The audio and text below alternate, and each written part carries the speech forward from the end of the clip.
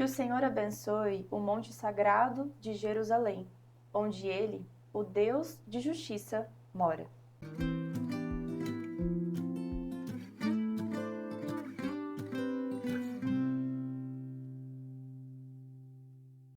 Oi, gente, sejam bem-vindos ao podcast do Falei com Amor. Eu sou a Gabi Saltier e se você já conhece o podcast aqui do Falei com Amor, hoje você tem duas novidades. Se você não conhece, hoje é um dia perfeito para você estar aqui, porque a primeira novidade é, além de no Spotify, esse episódio está distribuído no YouTube também, então você pode nos assistir. E eu falei no plural justamente porque esse é o primeiro episódio que eu trago convidados, mas deixa eu te explicar primeiro o porquê. Eu sou bióloga, e sou curiosa, e sou cristã. E eu sempre tive muita vontade de compreender a história de Israel, mas por completo, desde o início até os dias de hoje. Por que tudo isso acontece hoje? Qual é a nossa origem? Qual é a promessa de Deus para esse povo especial? E por isso, minha gente, eu trouxe dois historiadores para contar tudo pra gente, falar assim com base bíblica, com base histórica. E agora eu apresento a vocês os historiadores convidados para esse episódio super especial que dá origem a uma série de alguns episódios chamada Por que não há paz entre Israel e Palestina? Macari, Maicon, sejam bem-vindos aqui no podcast. É um prazer imenso estar com vocês aqui hoje como meus primeiríssimos convidados. Nada, é sempre um privilégio, né, uma oportunidade, né, Maicon? Claro. A gente poder compartilhar, assim, não só a questão da palavra de Deus, mas também das questões que envolvem acontecimentos que são importantíssimos, mas às vezes, por algum motivo, as pessoas deixam passar, perdem a oportunidade de acompanhar algo que vai ser relevante para nós cristãos também, não só agora, mas em momentos futuros. Eu sou o professor Macari, e eu sou professor de História, formado na Universidade Estadual de Maringá, com pós-graduação e mestrado em Ensino de História. Tá? E também sou professor na área de Filosofia, Sociologia, e com certeza o que nós vamos tentar contribuir aqui, né, Maico, é para facilitar, como você disse, né, aprender a palavra de Deus ligadas aos acontecimentos de uma forma mais simples, uma forma fácil. Isso mesmo, Macari. Eu quero agradecer, Gabi, pelo convite, tá bom? Eu sou o Maicon, professor também de História, formado em História, Filosofia e também pós-graduado em Geopolítica. E para mim é um privilégio estar aqui para tratar desse assunto tão importante que atualmente tem chamado a atenção aí de muita gente. Eu espero contribuir aqui com um pouco do conhecimento para poder realmente ajudar as pessoas que estão precisando entender esse assunto aí, para poder, quem sabe, não ficar sendo levado por qualquer vento de doutrina, porque infelizmente tem muita desinformação rolando por aí a respeito desse assunto. E eu espero que você se sinta aí abençoado pela palavra de Deus e também pelos conhecimentos que nós vamos transmitir aqui. Com certeza. E assim, igual eu falei, né? Eu sou bióloga. Então, o meu papel aqui é realmente perguntar para vocês, escavar o que vocês conhecem, porque eu estou aqui como uma cristã que precisa aprender. E por que não aprender com pessoas que sabem tanto a história quanto a Bíblia também? É isso que a gente precisa, né? E, na verdade, Macari, você esqueceu de falar que você tem um canal no YouTube. É verdade. Eu tenho um canal no YouTube que se chama Play História Professor Macari.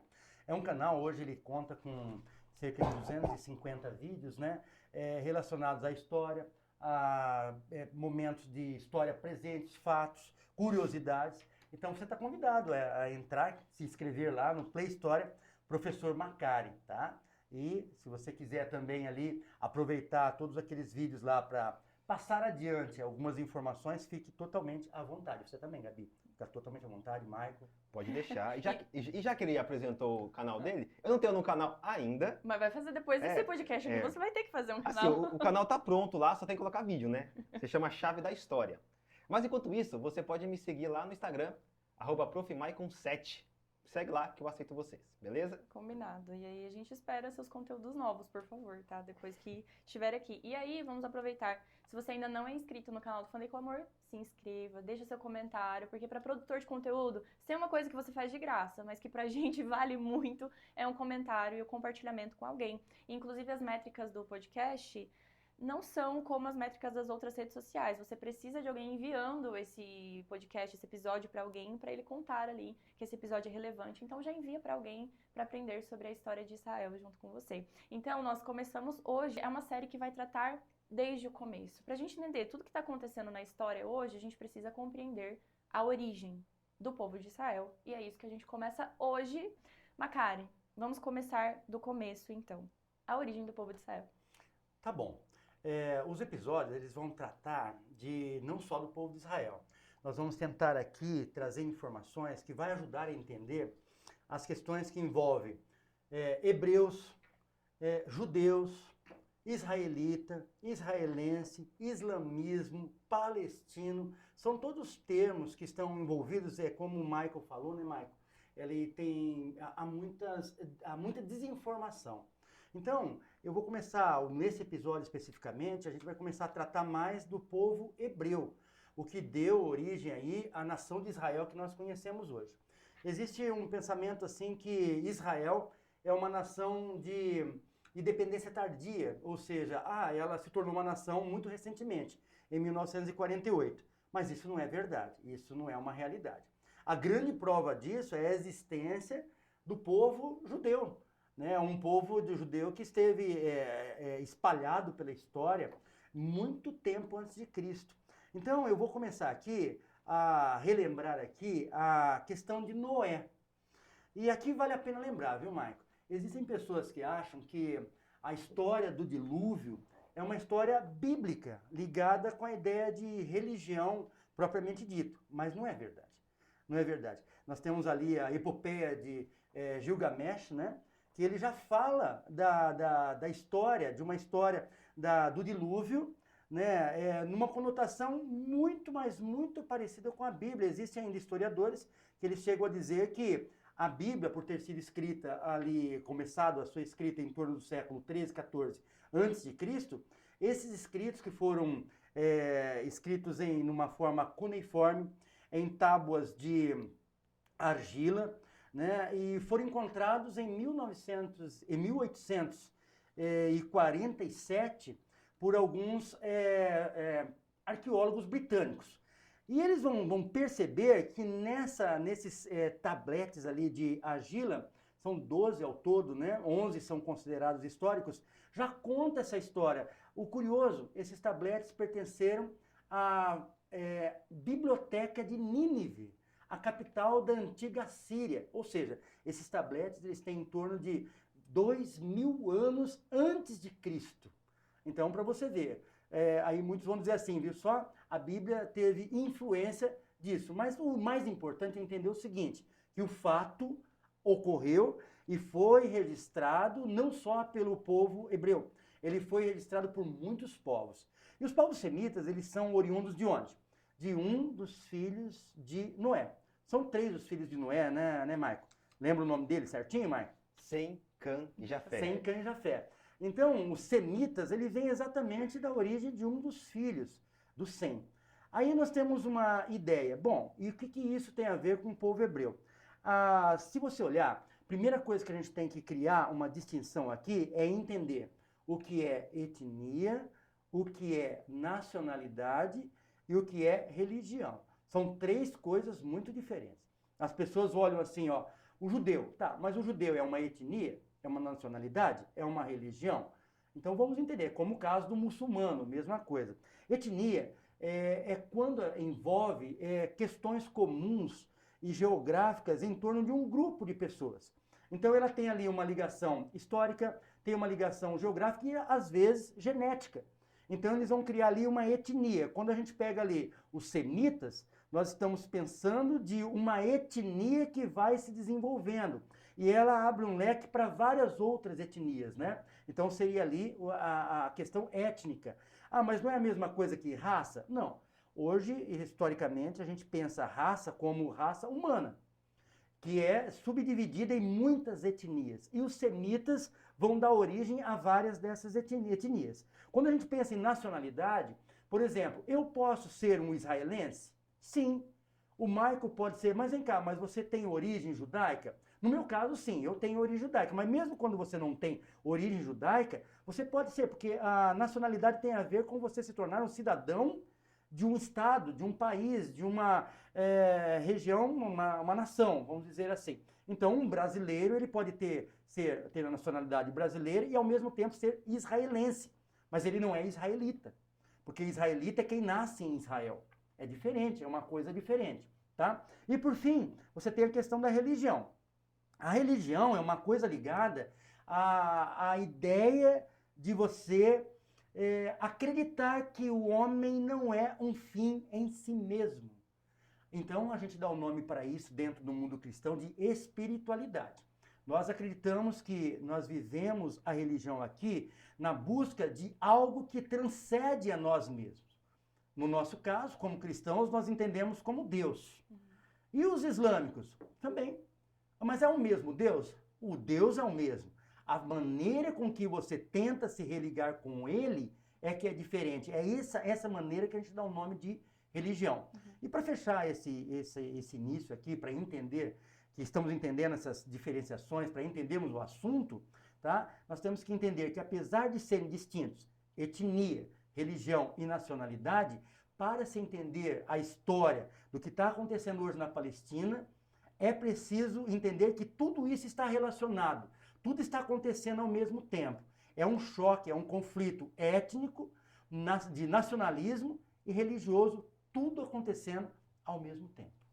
E aí? É interessante, Macari, em tudo que você falou, porque é o seguinte, para arrematar isso aí, né? Por exemplo, eu posso ser judeu, né? Nascer ali com a etnia judaica, judeu, tá bom? Mas eu ser cristão. Sim. Não é porque meus pais eram judeus. Ou muçulmano. Ou muçulmano. Não é porque eu sou árabe que eu sou muçulmano. Não. Né? Então, essa é uma dificuldade que a gente tem, porque quando a gente olha para o Oriente Médio, a gente vê lá, os árabes acabaram fazendo isso. Todo mundo já pensa, nós somos muçulmanos. Não é assim. Então, a gente tem que fazer essa diferenciação bem clara do que é etnia, do que é religião e do que é nacionalidade, para você não fazer confusão. Quer um exemplo? Ali no Oriente Médio, nós temos diversas etnias. Nós temos, por exemplo, na Turquia. A Turquia, se eu perguntar para algumas pessoas, talvez elas vão falar que eles são árabes. Mas, na verdade, não são. São turcos. A etnia é turca. De origem persa, inclusive. E se você for asiática, os turcos são asiáticos. Da península, da estepe da Ásia, né? Sim. Né? É assim, vem ali também por causa do antigo império persa, né? É porque daí você também tem o Irã, que é da etnia, isso da mesmo. etnia Irã. persa. Isso, Né? isso. O turco. Perfeito. Então você confundiu um pouquinho ali. Isso mesmo. Né? Os turcos estão ali na Turquia e os persas o Irã é da etnia persa, que é do Oriente Médio. Isso, correto. E você tem, bem no meio ali do bolo, você tem uma outra etnia que não tem nacionalidade, que não tem nação, que são os curdos. Sim. Os curdos, eles são, por exemplo, uma etnia que não tem nacionalidade. Na verdade, é a maior etnia que sem uma nação, sem um estado. Cerca de 25 a 35 milhões de pessoas moram entre a Turquia, Iraque, Síria, e não tem um estado para eles.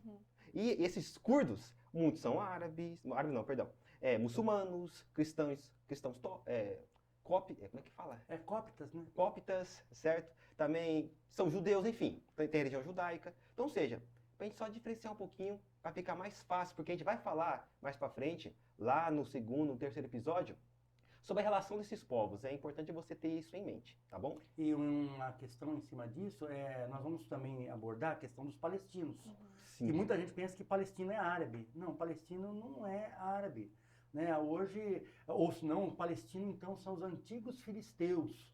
Né? Por causa do nome, Palestina tem a ver com terra dos filisteus. E eles não têm relação nenhuma com os antigos filisteus. Que nós vamos depois falar por que aparece esse nome, né? Mas se não são filisteus, por que aparece Palestina, terra dos filisteus? Então, Tá acho bom? que desse primeiro momento a gente precisa pensar assim, a mesma coisa, eu sou brasileira, mas se eu estiver inserida em outra região, talvez eu tenha a mesma religião que eles, né? E compartilhe Sim. essas crenças diferentes também. Sim. É a mesma coisa de um brasileiro que mora no exterior e tem uma crença Claro. parecida com... Nós temos inúmeras pessoas agora que estão dando entrevista na questão Israel-Palestina, que eles são brasileiros, que moram lá há 20, 25 anos. Alguns são da religião judaica, outros são cristãos, né? Mas são israelenses ao mesmo tempo. Sim, então é um povo, acho que isso que a gente precisa quebrar na nossa cabeça, né? Eu não posso relacionar o povo que está ali por nacionalidade com uma religião específica, né? Exatamente. Isso eu preciso tirar da minha cabeça, e é isso que muitas pessoas fazem, né? Elas colocam assim, como que fala quando você... Generaliza Isso, muito. você Generaliza, generaliza, né? você coloca uma etiqueta na pessoa, assim, em termos de religião Isso. e nacionalidade. Mas aí, pra gente realmente se aprofundar depois de diferenciar tudo isso, a gente precisa entender sobre o povo hebreu. Exatamente. Interessante que o termo hebreu, né? Da onde vem esse termo? Existe pelo menos duas possibilidades. Na verdade, existem outras. Existem mais. Né? Duas são as principais. Exatamente. A primeira que a gente pode trabalhar é que está em Gênesis 10, verso 21. Se você estiver com a sua Bíblia aí, você pode também abrir com a gente. Eu já estou com a minha aberta aqui para ficar mais rápido e mais fácil, tá bom? Mas você pode acompanhar também. Diz assim, Gênesis 10, verso 21. E a Sem nasceram filhos, e ele é o pai de todos os filhos de Éber. Então, esse Éber seria, então, descendentes aí daqueles que vão gerar depois a descendência de Abraão. Ok, então todos aqueles que são descendentes de Éber seriam chamados de hebreus. Então, olha essa coisa simples, né? Por que são chamados de hebreus? Porque eles têm um antepassado que se chamava Éber. Muito simples, né? Só que também existe um outro significado, uma outra possibilidade, que vem do hebraico Ivrim, ou Ivim, que significa do outro lado do rio. Seria basicamente o seguinte: quando Abraão saiu de Ur dos Caldeus, ele saiu ali da região da Mesopotâmia, ele teve que atravessar o rio Eufrates ali, depois foi para Padã Arã, depois atravessou o rio Jordão e chegou ali na terra de Canaã. Ou seja, essa ideia de eles terem atravessado o rio, atravessado todo aquele deserto, também dá a ideia a eles de aqueles que atravessaram o rio. É interessante que uma terceira que eu acho interessante, que alguns historiadores colocam de maneira até pejorativa, né? Que eram como se fossem pessoas que andassem perambulando por aí. Hebreus seriam pessoas que apenas são nômades, apenas que atravessam o deserto, pessoas que apenas estão aí. Alguns vão chamar até de bandaleiros, né?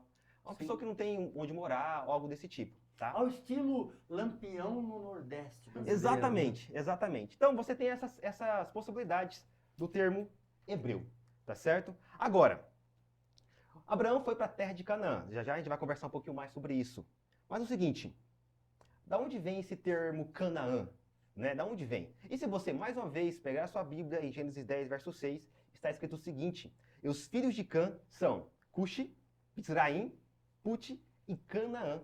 Então você percebe que os filhos de Cã, que são ali também descendentes de Noé, foram para onde? Foi para aquela região ali. E um deles foi para aquela região ali que hoje nós chamamos de Palestina, mas ali Oriente Médio, Oriente Médio, Canaã. Interessante que você tem outros nomes aqui, né? Talvez o Cuxi você conheça um pouquinho mais, mas talvez Mizraim você não conheça por esse nome. Você sabe qual o povo que é esse, Mizraim? O Egito, exatamente. Então você percebe que é interessante estudar a Bíblia e estudar ali o capítulo 10 de Gênesis, que mostra um pouco da tabela das nações. Que legal. É verdade. E aí o Maicon citou Canaã, né? Então a gente precisa entender como que Abraão se estabeleceu na terra de Canaã agora. Então, Voltando para Gênesis, né? sabe que existe um problema sério familiar, né? Todo esse conflito que nós estamos vivenciando hoje, ele parte, na verdade, de uma questão familiar, né? Você citou, nós citamos aqui Sem e citamos Cã, né? E Canaã, eles são oriundos de Cã. E aí a Bíblia vai trazer algumas coisas interessantes. Quando, segundo as Escrituras Sagradas, você vê ali Noé, as águas do dilúvio, elas já não tem mais, que ele está começando a se restabelecer novamente, por algum motivo que a Bíblia não traz, né? Mas ele exagerou um pouquinho numa bebida fermentada, provavelmente suco de uva. Ele bebeu essa bebida e acabou, hoje nós chamamos de embriagado. De qualquer forma, ele bebeu e queria dormir, descansar. E ele se despiu, ficou nu por algum motivo. Né? Qual era o problema de você ver o seu pai nu? Isso teria algum problema? Não. Dependendo da maneira com que você vê o seu pai. Acontece que um dos filhos de Noé olhou o seu pai com um olhar diferente, um olhar zombeteiro. Para nós aqui, um filho zombar de um pai, um filho zombar de uma mãe, a gente acha até que é brincadeira, não é? Aí eu vou chamar a atenção que para entendermos isso daqui, tem uma palavrinha que volta e meia nós temos que estar mencionando, que se chama anacronismo. Anacronismo. Anacronismo é quando eu faço uma avaliação de fatos que ocorreram em determinado tempo e espaço na história, com o olhar que eu tenho da vida hoje. É como eu imaginar que a geladeira de povos ribeirinhos é igual à geladeira de alguém que mora na Zona Sul de São Paulo ou em algum lugar no Rio de Janeiro. Não é assim. São Paulo, eu não posso olhar dessa forma. Eu tenho que olhar que o mundo é muito mais amplo. Então, zombar de um pai naqueles períodos remotos era algo extremamente grave, porque ali se trata da formação de clãs, da formação de grupos que vão se estabelecer ali. Então não poderia haver esse tipo de desrespeito a uma hierarquia. E o Cã foi um que desrespeitou o pai, e há outros sentidos também desse olhar, que não cabe mencionar aqui, mas o fato é que quando Noé ele se desperta daquele sono que deu nele ali, por conta do estado que ele estava, né, ele vai conversar com o filho dele. E uma cara, foi só interessante você falar isso, porque é algo que eu sempre falo que, eu gosto muito de estudar a Bíblia por livros, né? Por quê? Com o livro você se pergunta para quem, quando. Isso. O quando é muito importante, a gente não pode ignorar o quando da Bíblia, porque aquele contexto, às vezes aquilo que aconteceu naquele contexto, para aquele povo, é extremamente relevante. Para a gente aproximar relevante da nossa realidade. Não adianta eu tentar aplicar isso, porque hoje em dia, quem que não brinca com o pai, com a mãe? Mas essa zombaria, naquela época, era outra coisa. Tem outro significado e o tipo de zombaria também que aconteceu ali, né? Então, o quando é extremamente importante aqui. E tem uma questão que tudo que você analisa em história, você não pode ser anacrônico, você tem que tentar se inserir naquele momento. Tentar olhar com os olhos daqueles que estão inseridos ali, né? Dos protagonistas, dos que não são protagonistas, para você entender por que os fatos ocorrem. Aqui tem um texto bíblico muito interessante, ó. Gênesis 9, no verso 24 e 26. Você que tem a sua Bíblia aí, olha só que interessante. E despertou Noé do seu vinho e soube que o seu filho menor lhe fizera. E ele disse: maldito seja Canaã, servo dos servos seja aos seus irmãos. E disse: bendito seja o Senhor, Deus de Sem, e seja-lhe Canaã por servo. Então a gente já começa a entender por que Abraão foi chamado por Deus e ele está se dirigindo à terra de Canaã. Porque, na verdade, Canaã, ele foi, entre aspas, predestinados pelos seus antecessores para servir a Sem, aos semitas. E isso é levado muito a sério. A palavra de um pai, hoje, por exemplo, a gente tem um costume assim, olha, se eu te dei a palavra, nós vamos ali num cartório, não é assim? Assinamos ali, então vou reconhecer firma, tudo assim. E ainda assim, muitas pessoas não cumprem com sua palavra. A gente vai lembrar que há tempos um pouco mais recentes, falava-se assim, ó, o fio do bigode, né? O negócio é no fio do bigode.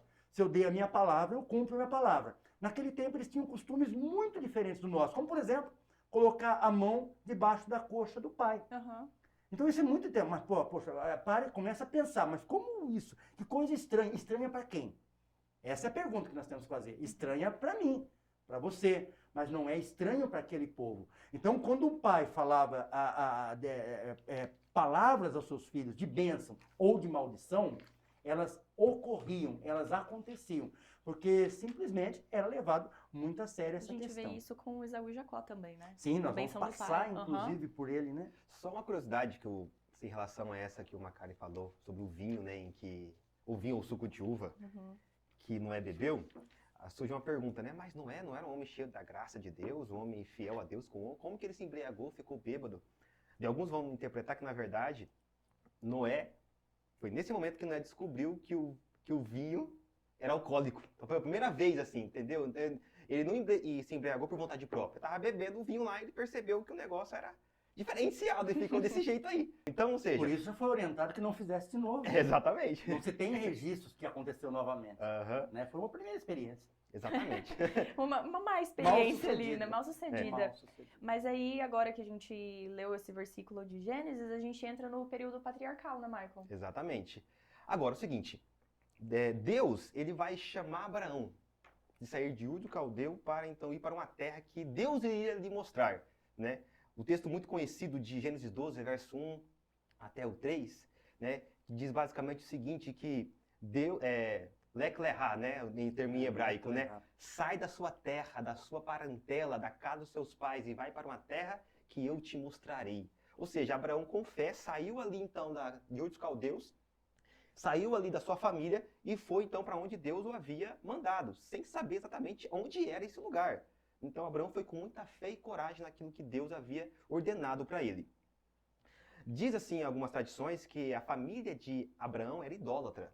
Tinha uns ali que conheciam o verdadeiro Deus, Abraão era um deles, mas, por exemplo, o pai de Abraão, ele era vendedor de ídolos, né? Então Abraão teve realmente que sair daquele lugar, para não ser influenciado. Isso é interessante, assim, o porquê. Às vezes a gente lê a Bíblia e se pergunta assim, mas por que que Abraão teve que sair do lugar que ele estava para ir para outro lugar prometido, né? Então é um fato muito curioso. Eu não sabia da idolatria dentro da família. Sim, inclusive, na verdade, Abraão, a Bíblia fala que Abraão saiu com seu pai, né, ali de Ur dos Caldeus, e ele foi até Padã Arã, seu pai morreu lá, aí quando seu pai morreu lá em Padã Arã, daí ele então, o pai dele chamava Tera, ou Terá, né? Daí ele desce então daí para a terra de Canaã. Ele segue viagem. Ele segue viagem. Então, ou seja, é como se a família de Abraão estivesse atrapalhando na servir a Deus, né? Então até uma lição, né? Tomar cuidado. Se a sua família atrapalha você servir a Deus, escolha a Deus primeiro. Tema polêmico. Tá bom? Tema polêmico, né? Polêmico. Não, mas é uma dúvida que muitas pessoas têm, né? E daí, assim, eu sempre penso, a Bíblia ela ensina por exemplo ou por contraste? Então aqui é um exemplo, nesse caso, né? Exatamente. Agora, quando Abraão sai lá de sua terra lá e vem para Canaã, a pergunta que surge, né, Macari? Abraão, então, invadiu essas terras? Guerreou. A terra de Canaã? Guerreou? Como? Saiu tomando tudo? Agora, ó, Deus, igual acontecia na América Espanhola, vinha lá os espanhóis com a carta de requerimento, chegava para os índios, ó, o Papa me deu aqui essa terra, né? Essa terra, para poder tomar essa terra, que é assim que Abraão chegou, ó, Deus me deu essa terra aqui. Claro que não, né? Se a gente analisar a Bíblia, a gente percebe que Abraão, ele fez uma grande contribuição por onde ele passava, tá certo? Por exemplo, naquela época, deserto, ali, aquela região do Oriente Médio ali, a grande parte é deserto, e se tem uma coisa que é difícil de achar em deserto é água. O que você encontra de vez em quando são oásis. E muitos desses oásis não são permanentes. Na verdade, um oásis fica, quem sabe, 2, 3 meses ou até menos. Então, o que acontecia? Quando você estava caminhando pelo deserto e você achava a fonte de água, você parava ali, montava a sua tenda, enfim, ficava ali um tempo. Quando você percebia que a água acabava, então você ia para outro lugar e assim você ficava. Eram seminômades, né? Exatamente. O que acontece? Naquela época, por causa desse problema de falta de água, algumas pessoas começaram a cavar poços em alguns lugares que percebiam que tinha água ali permanente, uma água mais perene. Então o que vai acontecer? Naquele período existiam muitos comerciantes, os beduínos que passavam para lá e para cá vendendo vários tipos de mercadorias. E quando você tinha esses viajantes, o que eles queriam mais? Era encontrar uma fonte de água, um lugar para descansar. Então quando você cavava um poço, você estava contribuindo com a sociedade naquela época. Você estava trazendo um grande benefício para aquela sociedade. E a gente vai ver Abraão e toda a sua descendência cavando poços. E cavar um poço significava que aquele território era seu. Por quê? Você gastou dinheiro, funcionário, aquela coisa toda, porque não era barato cavar um poço. E você prestava um serviço social. Exatamente. Então, ou seja, você percebe que Abraão, ele sai cavando poços, mas não só isso. Abraão, ele sai também comprando terras. Sim. Abraão não sai invadindo, né? Você pode, por exemplo, aqui no Gênesis 23, você pode abrir a sua Bíblia aí, em Gênesis 23, verso 17 a 20, Abraão compra um grande campo de terras para sepultar Sara, né? E no futuro, Abraão, Isaac, Rebeca, Lia e Jacó. E você tem Gênesis 23, 14 a 15, Gênesis 26, também 14 a 15, que fala, principalmente, que você vê os seus descendentes furando poços, né? Gênesis 26, 14 a 15. Isaac tinha tantas ovelhas e cabras, tanto gado e tantos empregados, que os filisteus acabaram ficando com inveja dele. Presta atenção, a gente já percebe aqui que eles eram ricos, muito ricos. Por isso, eles entupiram com terra todos os poços que os empregados de Abraão, pai de Isaac, haviam cavado, no tempo em que Abraão ainda estava vivo. Então, ou seja, aqui fala de inúmeros poços que Abraão escavou durante ali a terra de Canaã. Ou seja, todos esses poços que era de Abraão, que foram furados ali, era de Abraão, era a terra dele. Mas não era assim, ó. Hoje a gente olha para o mapa, a gente pensa que naquela época era igual, né? Igual o anacronismo, né? Tem a fronteira aqui a Canaã, aqui é o Egito, aqui não era assim. Você tinha um povo que morava aqui, daí você tinha uma terra de ninguém, depois você tinha outro povo que morava em outro lugar. E às vezes você morava aqui e você tinha uma outra terra em outro lado lá, e aqui tinha uma outra sociedade, né? Mas Abraão foi comprando terras, comprando e furando poços, trazendo esse grande benefício e também ajudando ali no desenvolvimento daquele lugar. Porque onde tinha um poço, era onde nascia uma cidade. Só para você ter uma ideia. E aí agora a gente entra na parte de Isaac e Abimeleque. A gente falou dessa importância dos poços, né? E muito legal isso do desenvolvimento da cidade e tudo mais. E a sacanagem aqui de pegar e entupir com terra. Todo o trabalho que ele tinha tido. Agora pega e joga terra. Você já começa a ver quem está invadindo o quê. De quem era e o que aconteceu, né? De onde começam os conflitos entre o povo filisteu, o grande inimigo, né? Do povo de Deus. E a riqueza de detalhes da Bíblia, né? Às vezes a gente fica pensando, nossa, mas por que é relevante agora na história de Gênesis a gente entender que entupiram o poço de Abraão? E às vezes isso passa em branco ali na leitura do ano bíblico que a gente promete todo começo de ano ler a Bíblia inteira. E a gente fala assim, nossa, beleza, entupiu. Mas aí agora, na atualidade, a gente entende que é uma briga que tem há muito tempo. Desde o início. Então, por isso que a gente precisa entender a origem. Nós estamos falando de mais de 2 mil anos antes de Cristo. E um detalhe, né? Essa terra não era uma terra totalmente habitada, né? Era uma terra, assim, que, como eu disse, eram grupos esparsos por todo o deserto, né? Então, ou seja, é porque a gente tem ideia de quando Abraão chegou lá, estava lotado. Estava lotado. Né? E tem um detalhe, né? Você falou assim, existiam... por exemplo, você vai ver muito... olha, vou levar as cabras, as ovelhas para pastar. E a gente pensa assim, que é logo ali, né? É que nem uma fazenda, assim. Não. Eles vão caminhar dias para chegar na terra que eles tinham posse, onde tinha construído o poço. Porque ali eles tinham água, eles tinham tudo que eles precisavam ali. E ninguém, aconteceu quando os filisteus começam a entupir os poços ali, veja, naquele período, naquela época, cavar poços legitimava o território a quem cavou.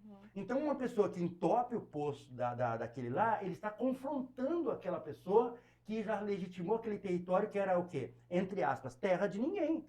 Terra que ninguém estava, inclusive, porque não tinha água.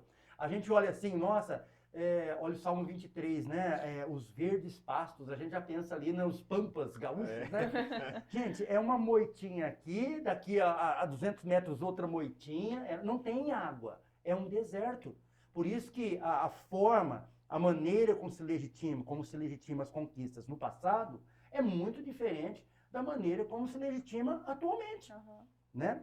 Um detalhe importante aqui nesse tratado de Isaac, ele prova, né, a importância dos poços quando diz assim, ó, Gênesis 23, 32 diz assim, nesse mesmo dia, os empregados de Isaac foram dar-lhe a notícia de que havia encontrado água no poço que estava cavando.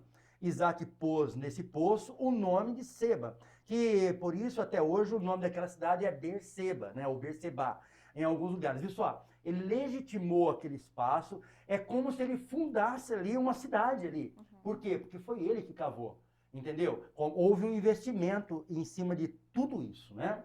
Eu vou lembrar aqui, já como nós estamos de olho, que nós vamos chegar ao momento conflito Palestina, por que não há paz na Palestina e por que não há paz na questão de Israel?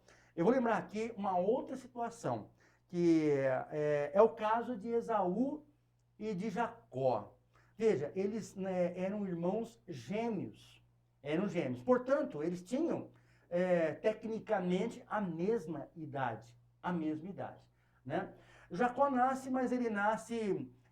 primeiro que nasce, que vem, é dado à luz ali, no mesmo momento, mas quem vem primeiro é Esaú.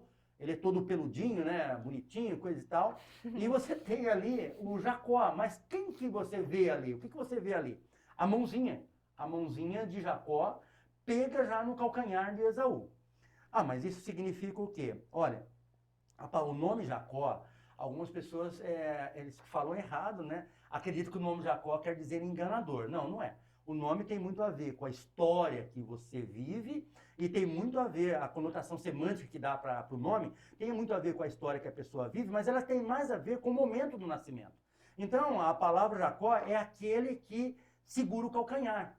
Ou, para ser mais correto, é aquele que anda atrás olhando o calcanhar de quem está na frente. Então deram o nome de lá, né, de Jacó para ele. E o outro foi dado o nome de Esaú porque ele era peludinho.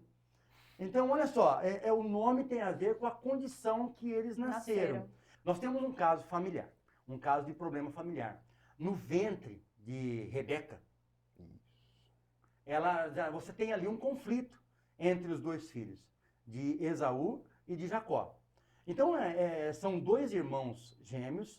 Aí, quando a gente pensa assim, mas a questão ismaelita, ela vem um pouco adiante. Mas olha só, são dois irmãos gêmeos que eles estão, de certa forma, brigando, certo? De certa forma, eles estão discutindo. Ismael vem antes, né? Quando a gente fala de Abraão, Ismael vem antes. A gente vai entrar nessa questão. Mas ali, o que eu quero dizer é que existe também, dentro desse conflito todo, a ideia de que os dois já disputavam a liderança de um clã. Entende? E quando você pega uma linhagem do povo de Esaú, né, que era o que não era alinhado com a vontade de Deus, e com o de Jacó, você vai ver que há um problema, porque o Jacó, ele acaba, entre 1 milhão de aspas, enganando o irmão dele, comprando a primogenitura. Mas a pergunta é, houve o negócio? Houve o negócio. Então nós temos ali Jacó e Esaú já disputando a ideia de quem vai ter a liderança de um clã, certo?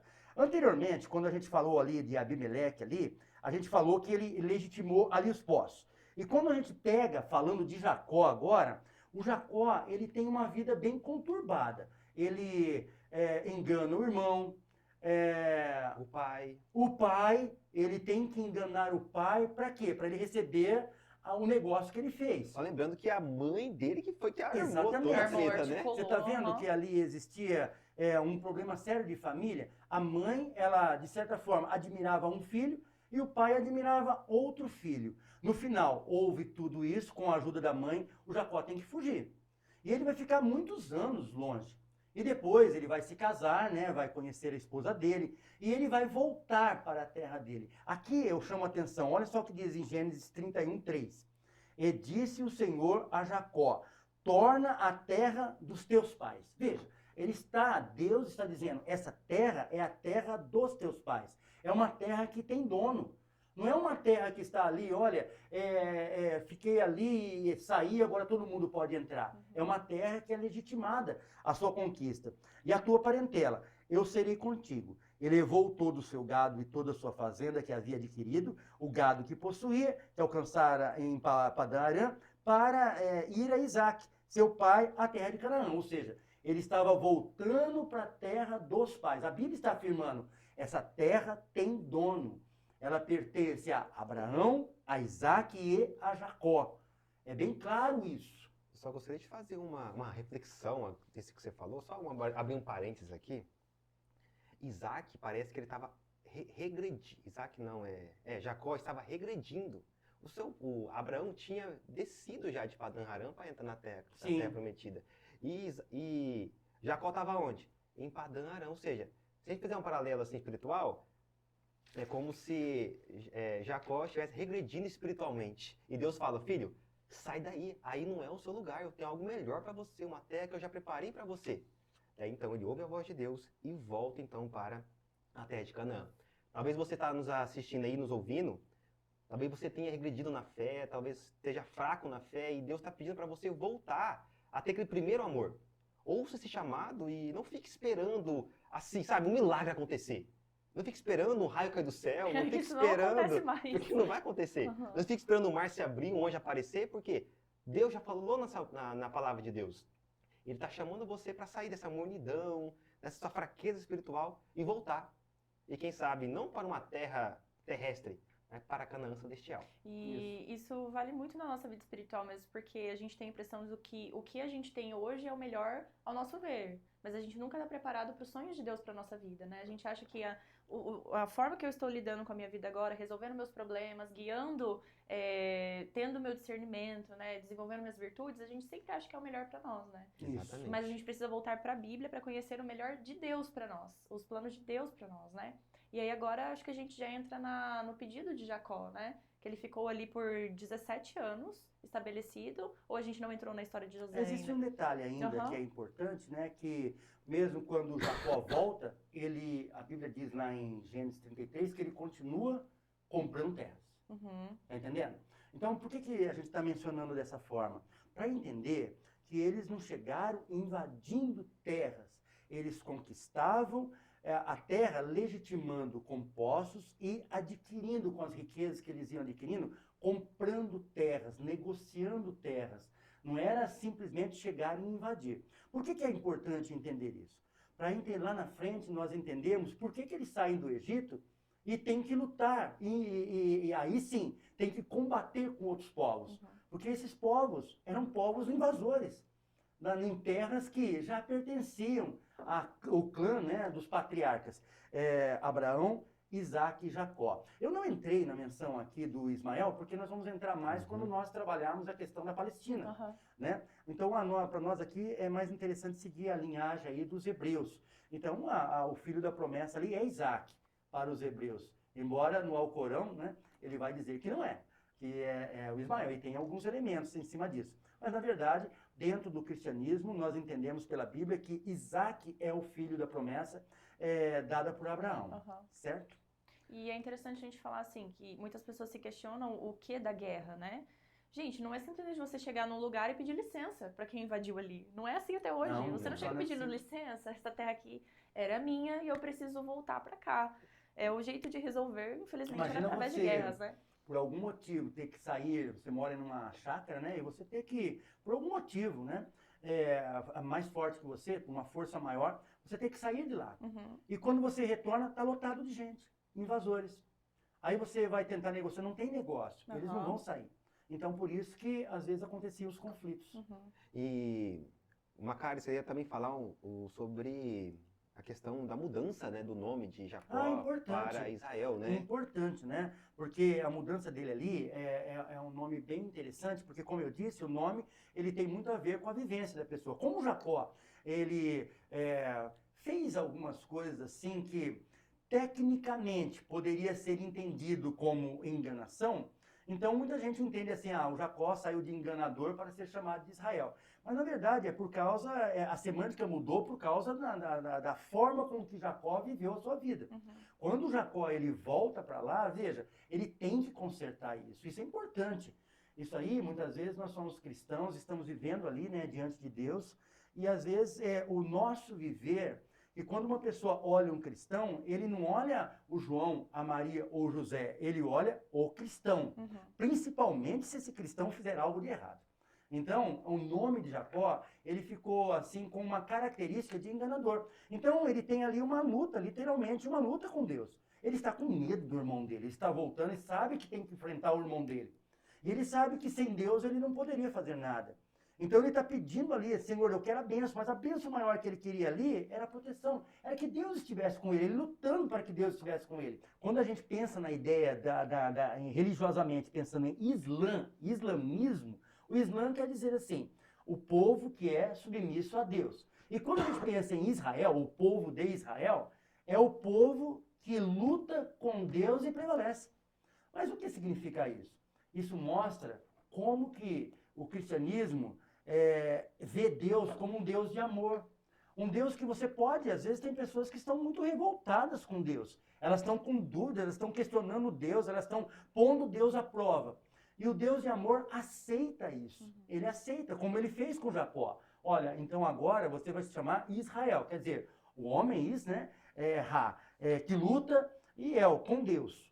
O homem que luta com Deus. E nós temos a conotação do Israel de Deus, ou o povo de Israel, que é o povo de Deus atual. Que nós continuamos ainda lutando com Deus. E a boa notícia, nós lutamos com Deus e Deus, ele nos ajuda a prevalecer ainda assim. Prevalecer no quê? Quando Deus, com a sua paciência, nos faz entender a sua vontade, mesmo que nós não venhamos de uma forma muito agradável ao lado de Deus. Mas Deus está pronto para nos abraçar. Ou seja, em outras palavras, não existe nada que nós possamos fazer que a mão de Deus não possa nos alcançar em amor. Eu acho que esse atributo, você falou a palavra paciência e eu estava pensando nela, que isso mostra muita paciência de Deus, né? Então, nós tivemos ali Jó que questionou tantas vezes Deus e Deus ouviu inúmeras Sim. perguntas, Jó questionando e Deus respondeu pacientemente. A gente teve Gideão, né, pedindo Gideão. provas e provas e provas para Deus e Deus não, tudo Lutando bem. com Deus, literalmente. Mostra que não é questão de duvidar de Deus e colocar Deus à prova, mas isso mostra um atributo mais de Deus do que nosso. Claro. Mostrando que Deus é extremamente paciente para te responder, te receber de volta e transformar você, porque ele não deixa que Jacó continue sendo quem era e muda o nome dele. Bem, até agora nós estudamos um pouquinho da gênese, né, do povo hebreu. Mas agora nos episódios que se seguem, nós vamos ter uma segunda parte ainda falando do povo hebreu, que vai explicar um pouquinho como que é a trajetória, como acontece a consolidação da nação de Israel. E você não pode perder de forma alguma esse próximo episódio. Então, foi um mega prazer estar aqui com vocês hoje. Obrigada por tudo que vocês trouxeram, Imagina. pelo tanto que vocês estudaram e se empolgaram. Uma coisa que a gente não falou aqui, não contou, é que nós todos trabalhamos juntos, É né? verdade. Somos 3 professores que compartilhamos muito, né? Ali na nossa vivência do dia a dia e verdade. também na nossa crença. Então, foi muito especial. Muito obrigada. Se você não curtiu, não compartilhou esse episódio, agora é o momento que estamos finalizando. Mas aqui no podcast Falei com Amor, a gente tem um costume que é sempre finalizar com um versículo bíblico. Então, o versículo de hoje está em Jeremias 31, 23. O Senhor Todo-Poderoso, o Deus de Israel, diz: quando eu trouxer os israelitas de volta à sua pátria, eles de novo dirão na terra de Judá e nas suas cidades, que o Senhor abençoe o monte sagrado de Jerusalém, onde ele, o Deus de justiça, mora. Fique com Deus. E um Amém. beijo da Gabi.